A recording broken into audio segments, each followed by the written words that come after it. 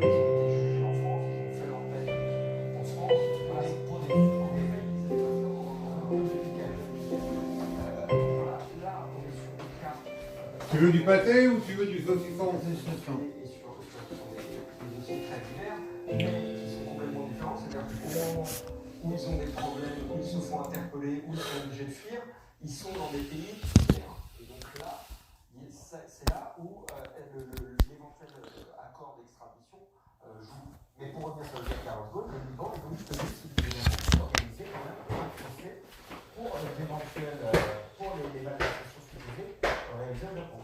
Pas forcément, mais et ça pourrait être une hypothèse. Mais voilà, mais c'est exactement ce que dit la secrétaire d'État chez Bourdin quand elle dit voilà, on condamne le fait qu'il ait essayé de se soustraire à la justice.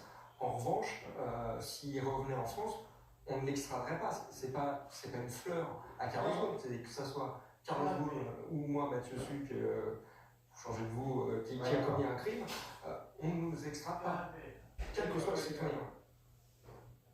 En s'évadant du Japon, Carlos Ghosn ne s'est-il pas constitué une nouvelle prison au Liban? La liberté, c'est de savoir qu'on peut bouger. C'était d'abord une prison dorée, mais c'était une prison que s'il avait l'intention de continuer à courir le monde comme il l'a fait pendant 30 ans. Moi, je pense qu'il y a deux raisons pour lesquelles il est peut-être moins décidé à ça. D'abord, il vient de passer 1 an et 3 mois sans pouvoir bouger. En prison, il a vu ce que c'était, puis ensuite en résidence surveillée. Et puis, parce qu'il va avoir, le 9 mars, 66 ans. 66 ans, je sais que pour un patron comme lui, il aurait pu continuer jusqu'à 70, 72, mais c'est quand même l'âge d'une deuxième activité, d'une légère retraite. Il a énormément, comme je l'ai dit tout à l'heure, d'investissements au Liban, il a plein d'activités, il a son vignoble. Moi, je pense que s'il a choisi le Liban, c'est pas par hasard, c'est pas tout à fait une prison pour lui, mais certes, il va être limité dans ses déplacements. D'ailleurs, on imagine qu'il va écrire ses mémoires, il doit se retourner sur sa vie en disant quel roman ma vie, la fameuse phrase de Napoléon, non? C'est possible, en tout cas il a déjà engagé quelqu'un pour écrire la suite de son histoire. Je ne suis pas sûre qu'il soit déjà dans le retour en arrière paisible. Je crois qu'on est encore dans la colère, on est encore et puis effectivement S'il est dans la colère, il pourrait dire des choses qui dépassent sa pensée, comme on dit mercredi. Je crois qu'il dira,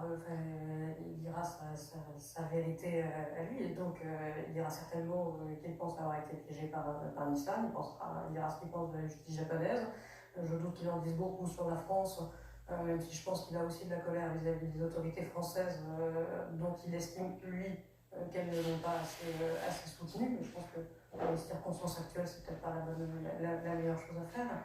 Et puis il a surtout effectivement toutes ces procédures à mener, donc ça va être ça son occupation principale. Et là-dessus, je pense qu'il est capable d'être assez obsessionnel quelque part sur son objectif.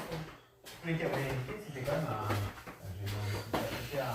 un prisonnier en Congo. Non? Oui, alors je ne suis pas certaine que pour le Japon, on a beaucoup dit que le Japon était finalement très content qu'il se soit échappé, ce qu'il n'y a pas de procès et pas de révélation. En réalité, l'engagement en liberté, en tout cas pour les Japonais, c'est pas vraiment la meilleure des solutions non plus, parce que là, comme vous dites, il va dire sa vérité, il peut aller très loin contre le Japon, et ça n'est pas forcément mieux pour l'image du Japon qu'il soit à l'extérieur. Moi, je ne crois pas du tout à la théorie, c'est vrai que les Japonais, pour éviter des révélations.